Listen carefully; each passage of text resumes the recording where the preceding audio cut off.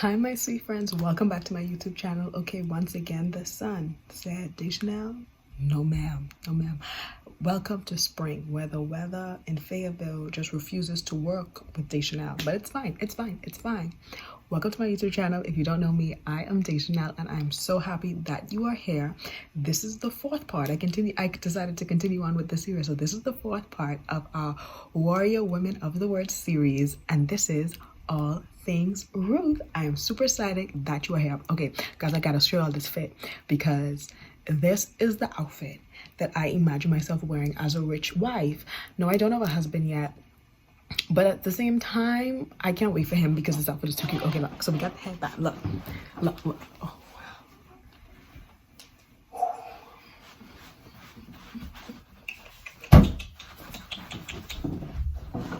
Isn't that a winner? Look, I told I said the bell? The bell. The nail. I don't even know me. 24 is 4 more. It's 4 more. I'm just joking. Okay, guys. For real, let's get into all things Ruth. See you in there.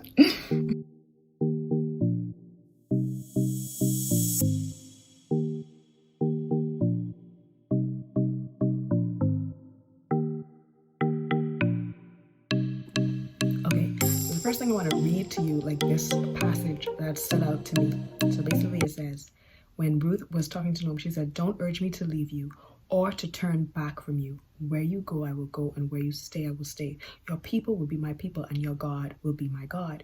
You will die, I will die, and there I will be buried. May the Lord deal with me, be it ever so severely, if even death separates you and me. When Naomi realized Ruth was determined to go with her, she stopped her. So this is when Naomi was telling her two daughters-in-law to go back to their families because she has nothing to offer them, right? But the first thing, like from that passage, what I took away was that, number one, Ruth was loyal and determined, okay? She could have easily said, yo, I am young, yo, I am hot. I could get another man. Bye, Naomi, good luck. Bye, old lady.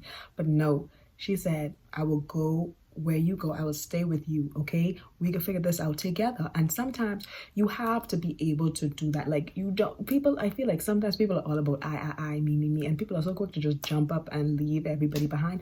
But no, be considerate of those who have helped you along the way. Don't forget the people who helped bring you up, even if it is in some small way. Be loyal to them if they ask for your help, or even if they don't ask for your help, be like, how can I assist you, expecting nothing in return too. But Ruth was very good at that. She was loyal to her mother-in-law, and because of it, later on down, we see that she was blessed. She was determined. Like I said, she wasn't I put in my notes, I said she was not your average clown. She could have easily been like a yes woman and been like, yeah, okay, you want me to go? Okay, if that will make you happy, I will leave. But no, she was like, no, I'm not leaving you. Like, I'm not leaving you. I'm staying with you. We will figure this out together. And the thing is, she wasn't afraid to, because that's another thing. Like, she could have been like, yo, this will be uncertain. Let me go to my daddy, because I know at least I'll have a plate of food. She was like, no, you need me. I love you. Let's figure this out together. So she was loyal, determined, and she was not, say it with me, not your average clown. She had faith. She said, your God will be my God. She didn't just be like, oh, I did watch you pray and serve this God, and I'm gonna just, go back and worship my God. No, she was like, the God you serve, I see him working. I know that he is real, and I am willing and committed to serve him and step out and follow him and let his will be done in my life. She was faith-filled. Be faith-filled. In 2021, from now on, we are faith-filled queens. She was humble. When they got to their destination, now it was like, most people have been like, okay, I would get on by my good work, my good looks, my personality. I don't know what people tend to get on by or whatever. She could have stood in the corner and asked to be a beggar. No, but she told Naomi, she was like, let me go to the field and pick up the leftover grain before anyone else in whose eyes I find favor. Okay, she was hardworking. She worked from beginning to end. She did not complain. Okay, she was hardworking and she was humble. She was willing to stay behind and pick over the things nobody wanted. Okay, a lot of times people want to grasp at the top and we want the best. But what happens to those things that are on the bottom? Why aren't they good enough for you? at this stage in your life? Why do you believe that you cannot use that to turn it into something good, something better? I believe as women, we are given, as a woman, I believe women are given things, and we have the power to make it better. So you may look at something and be like, oh my gosh, this is trash. Nobody want this. But I don't know if y'all is beyond. I don't know what social media platform are on, but a lot of people, like, they get trash, and women, like, they would recreate that trash and make it into something beautiful. Just because something doesn't look the way you want it to look right now, and this could go for anything. This could go in regards to like a piece of furniture, or in regards to a relationship, or in regards to something like a job, for instance. You have the power to build on that. You have something within you that can turn it into something magical. Because just because everybody else be like, oh my God, I can't believe she's picking green from the back of the door, it don't matter what anyone else say. They're not. I always say these people are not losing sleep over you. They might stand there in that moment and talk about you right then and there, but at the end of the day, they do not remember you. They're not going to bed like, I can't believe they was picking green. No, they don't care.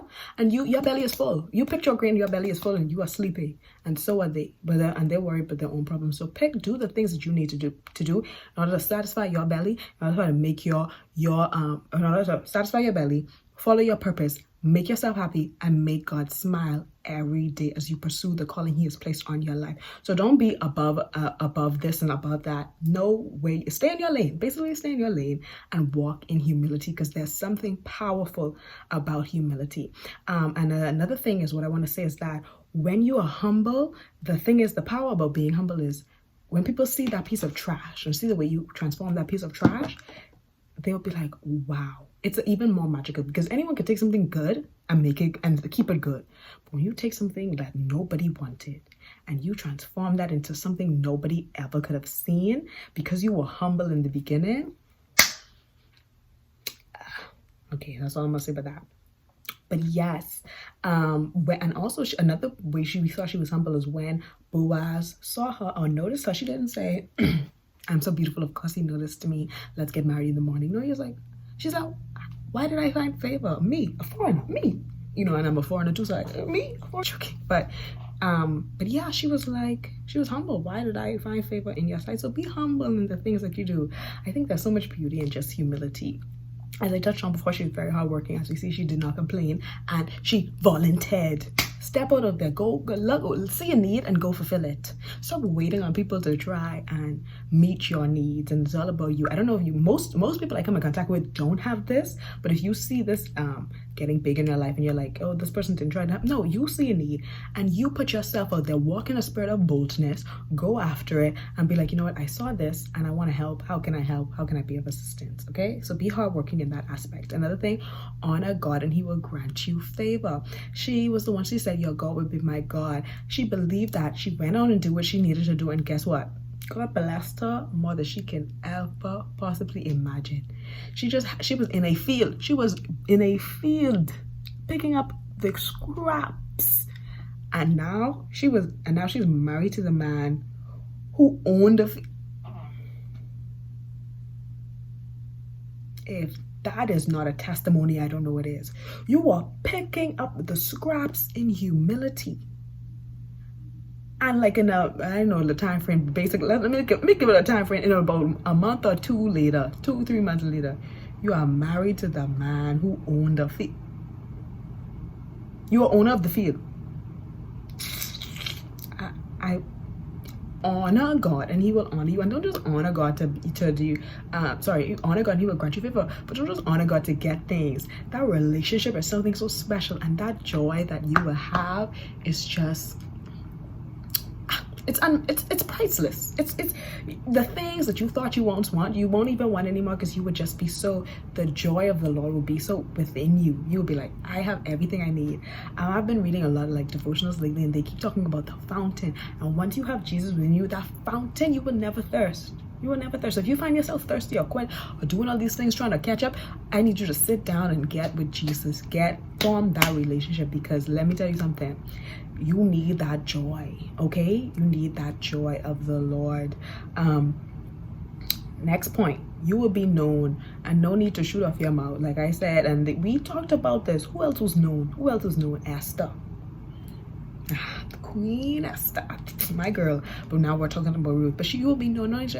Boaz saw her picking up the scratch, and Boaz says, I've been told about. Boaz was asking about her. Ask about me. I wish so. God, is there anyone out there asking about me? Who is that girl over there? Oh man.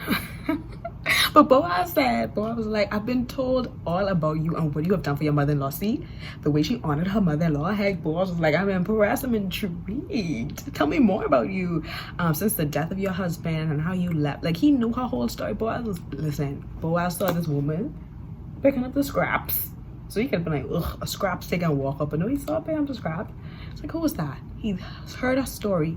And then he came and he approached her and he asked her for more information, and you know what I mean, and say like, I will take care of you. And he was like, I will take care of you, you know what I mean? So you don't gotta do nothing. You don't gotta be like, oh yes, I am this and I am that, and you should help me because of this, that. Nah, listen, honor God and you, the favor.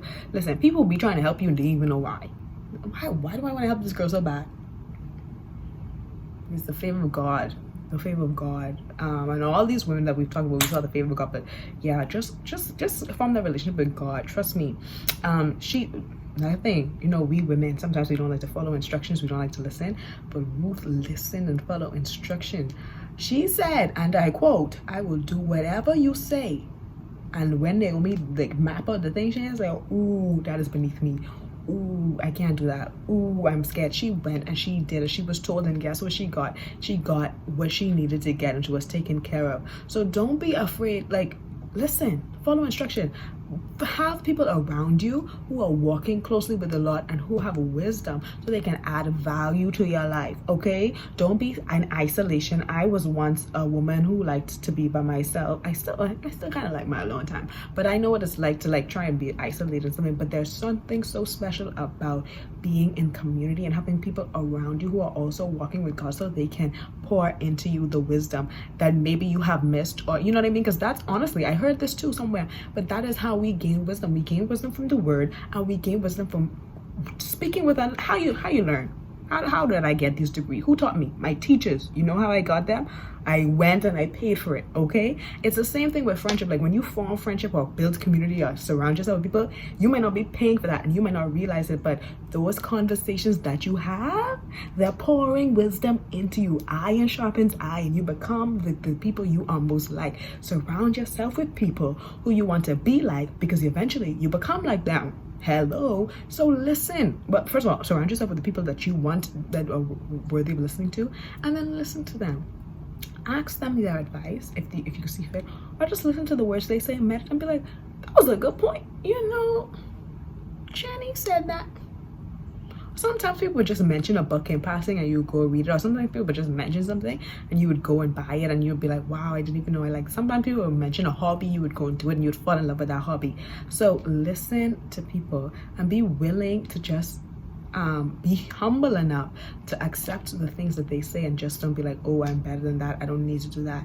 Okay, I feel like Ruth was, what we see a lot about Ruth was how she walked in such great humility. She was willing to work hard and she didn't expect anything from nobody, but her heart was in the right place and she was rewarded because of that.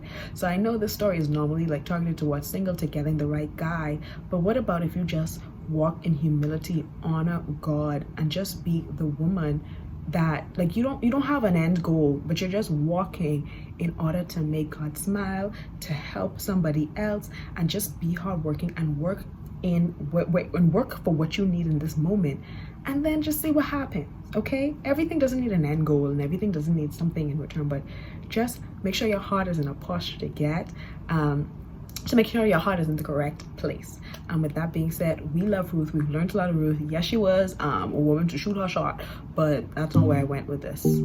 Anyway, thank you. Happy Sunday. Hope you enjoyed this. See you next week. Have the best week.